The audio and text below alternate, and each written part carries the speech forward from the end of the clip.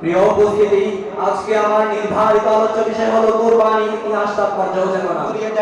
42 বছর পূর্বের কাহিনী, যেদিন আরবের মরুর বুকে ঠিক দুপুরের সূর্যের প্রখরতায় নবী ইব্রাহিম ও তদীয় পুত্র ইসমাঈলের মাধ্যমে ঘটে গেল এমন এক ইতিহাস যা এই নশ্বর পৃথিবীকে আপ্লুত করে তোলে, ফেরেশতাদেরকে করে আশ্চর্যজনক।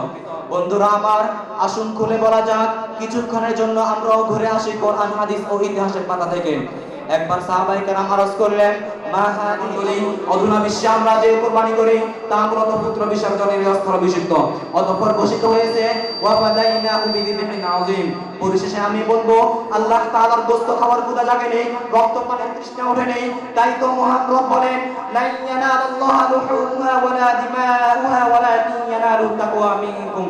আল্লাহ তাআলা আমাদেরকে ইব্রাহিমী আদর্শ ও ইসমাঈলী থেকে উজ্জীবিত হওয়ার তৌফিক দান করুক। তাহলে আমাদের আয়োজন হবে সার্থক, ঈদ হবে অর্থবহ। ওয়া মা তাওফীকি ইল্লা বিল্লাহ। আসসালামু আলাইকুম ওয়া রাহমাতুল্লাহ।